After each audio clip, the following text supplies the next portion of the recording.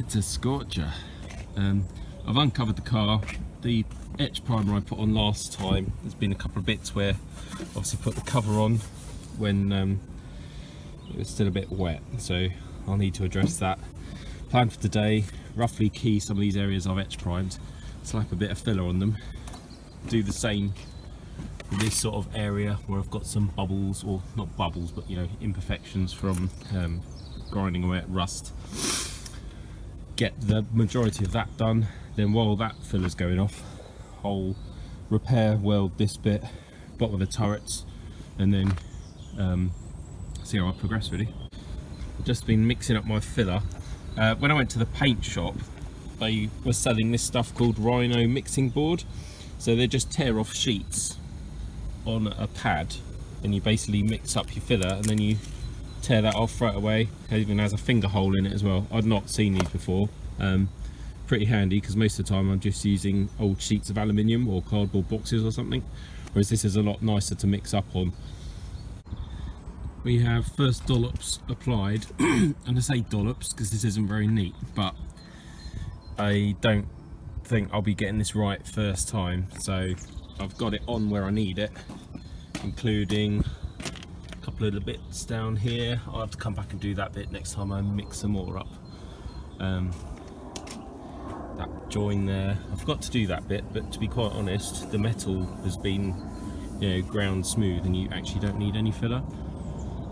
That bit's done, tiny little bit in here, looks pretty neat. So I shall now, I've brought the welder out, so I'm going to now, while that's all curing, weld on that piece I made ages ago but never actually fitted. Just a bit of a recap. Ages ago I remade that section and put that return on the bottom for holding the underbelly panel on. I'd started doing the same this side, but I never got a chance to finish it because I got ill and I got busy with work and it was snowing and raining and generally miserable. I had made this patch, but I never got an opportunity to put it on. So that's what I'm going to do today. That'll go in there. Then when I'm happy I've got it right, I'll hammer and put the return in, offer up the underbelly panel, and then drill the hole for the captive thread. Okay, that's in there. Still smoking. I haven't plug welded it to that inner wing yet because I don't know, I might chop that off. I'm not sure how good the metal is, but I'll just clean that up and then move on to the next stage, which is folding that lower return up. So now that's welded in, we're looking at it from the front, and I'm just gonna start folding up the return for the underbelly panel. I marked on biro last time, so I haven't actually checked it, but hopefully it's in the right place. I've got the actual underbelly panel over there, so once I've got this roughly in the right place, I'll offer it up and then check before I put the sort of final finished sort of returned, hammered return. And if I get this up and out of the way, I can at least put the underbelly panel in.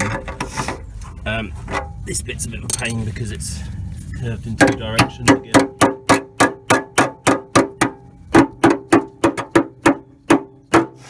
Right, so that's somewhere close. I'll go and get the panel, shove it in there. It's looking pretty good. One slight thing, I just need to knock this panel forward a bit so that I can drill my hole for my captive thread. Obviously that's the flange at the moment. It's not quite lining up, but that'll be easy to fix. It fits everywhere else really nicely, so that is good. I've got my pilot hole, but obviously it is round. Now I need to be fitting a square captive thread insert in there. So I've got a Dremel tool with a tungsten carbide bit. Where is it? There. These are really fantastic little tools. That's not working. There you go. It basically will chew through anything, but because it's got such a fine point, you can get some really good shaping. Other people have pointed out that these are great for grinding out welds where you just cannot get in with a big grinder, so I just find it a really handy tool to have around. So that's, where is it, in and done nicely, which is good. So this side, none of this, I mean, it's ugly and nasty, but I'm not going to bother repairing it at this stage because I've got shit to do to get this thing ready for the NEC show. What I do need to do is at least put something back in here because you've got a massive open hole. I never made a piece for that and I can't remember what I did with it, so I'm going to go find that now and then weld that in too. Ta-da! One I prepared earlier. I didn't of course make that, I chopped it off that donor panel that I bought for 40 quid, but when you consider how much or how difficult that would be to fabricate yourself, it's a bargain. So that slots in something like that. Fits really nicely. That's the benefit of having parts from original pressings. So what I need to do now is just do the final shaping, tosh a bit of zinc or weld through primer on it, get that in there, and then think about making a return just to sort of bandage that bit. I've got all that bit clamped in now, which is good, all the lines. The only bit that's slightly problematic is in here. I've got a bit of a gap. Touch is fine at the bottom, but I think this wing is just stopping it from going in. So what I'll do is I'll tack it at the top, the bottom, and then I'll put a screwdriver through from the back over here to like push that flange closed when I do the rest of the welding. Right, that's all in and welded. I smashed that together and then just ran a seamed weld along it. Welded up all the way into there. There's about as far as I could get because I couldn't see with my welding gauntlet, or helmet, sorry. But you can see from this back side, the only bit that isn't done is right in here, so I'm not so fussed. All the way in there. This bottom edge, because this wing ultimately is going to be replaced, I didn't go crazy remaking that flange. I've just done some ugly tacks. I'll net them off, and then it means when it comes to swapping that wing, it'll be easier to chop it off. And then I've done all along the inside of there and some plug welds through. So next, I'm gonna go and get a cup of coffee because I'm pretty parched. And then I'll think about remaking this. It'll probably just be literally just a strip with a flange hammered on and snotted, and then I'll cover it with seam sealer or something just to get it through an MOT. I'm now refueled on caffeine. While I was making the coffee and drinking the coffee, I was ringing the mobile scuffs and repairs guy. He'd originally said he'd come and take a look at this, but I cannot get hold of him now. He's not returning my calls, so I basically think he doesn't want the work. So I found another company who reckon they're going to come take a look at this on Monday morning. It's not the stuff they usually do. They usually do this sort of area in a body shop, but I explained the situation and they're going to try and help me out, which is great. I also rang Colin Bray, who's a guy I've had come and fit windscreens before on SD1s. He really knows his stuff, and he's agreed to come and put the screen in a couple of weeks' time. So although I was drinking coffee and not actually working, I got stuff done. So now I'm going to return my attention to this bit and make a closing repair for there. It would sort of have a flat tapering panel, and then it disappears into this section. I'm not going to bother. I'm literally going to make a piece of metal that shape, smash a return onto it, and then tack it in a few places just to get that closed off. When the car's back together, the bumper will cover most of that. I think it ends about here, and then the spoiler bolts in there. So it's going to look ugly, but it is temporary, and it's still going to be better than what I've got on this side, which is a big nasty ugly hole. So that's the next step. Well, I'm starting off with a sheet of that Zintek that I've just put a flange in. As you can see, you've got two problems here. One is it wants to curve that way, which is not easy to do. And the other problem, it actually wants to curve that way too. So I'm going to make, that's easy because I can just slot the flange and bend it. This way is harder. You can either chop it that way, or you can try and bend the flange in on a curve, which is what I'm going to try and do now. Proper bodywork people will be crying as they see me do this, but this is the only way I can think of achieving a curve. So I got my 90-degree flange, I put it in the vise a bit high, like that, and then hammered that radius down. So I'm starting to get a curve in my flange. It bruises the metal a bit, but then if you want to get the radius tightened, you can put it on the lip and tap it along again. So I'm just going to keep doing that until I get somewhere close. I got bored of going in and out to the car with my patch, so I've made a template which just shows the rough curve that I'm going to need, so I could just keep bashing away until I get somewhere close. So this is very rough and ready, but you can see I've now got a curve. The metal has, you can see where the flange was originally. Basically I've bent that leading edge over by about 10 mil to create that bend. It's still reasonably flat, but what's rather helpful is stretching it that way. It has started to give a curve that way as well, so it's actually looking pretty good. So I'll offer it up to the car, start trimming it to size, and then I could do the final shaping. Right, I'm slowly getting there. I've cut some slots in here which allows me to bend it more. I've got the profile of the radius right that way. What I need to do now, and I wasn't going to bother doing this, but I thought I might as well have a go because it's good practice, is where you see I've drawn that pen line. That would be the tapering detail line that sort of disappears in this sort of area.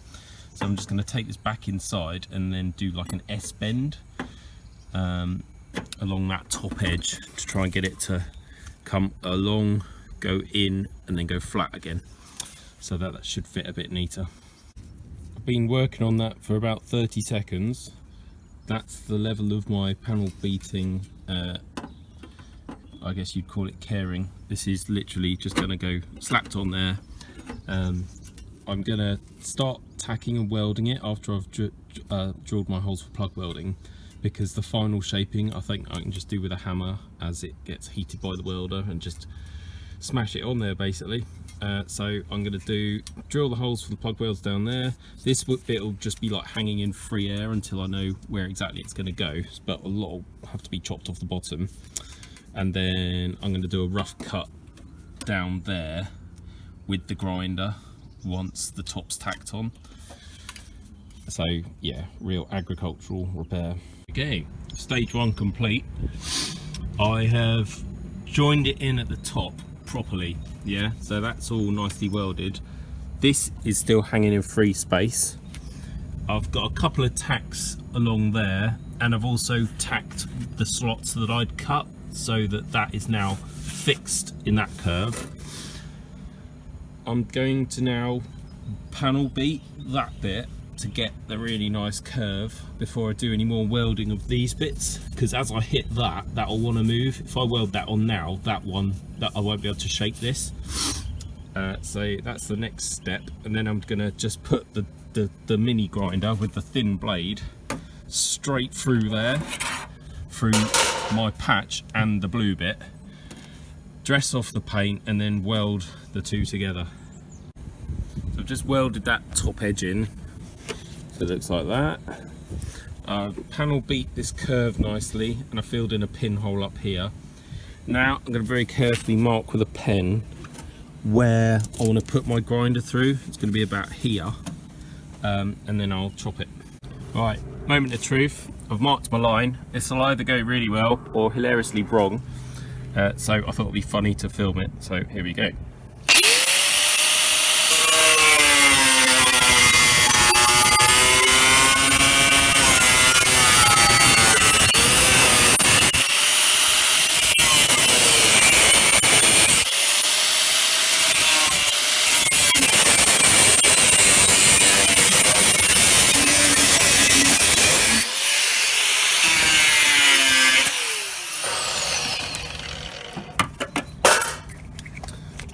Right, and a perfect weld, that will push behind with a bit of hammering, then I'll simply just weld along that line to the bottom and it should be happy days. The only problem is I haven't gone quite far enough, so I need to get the saw out and put one in that way, and then hopefully that bit will fold up and it'll be good. Got a minor but not unsurmountable fail.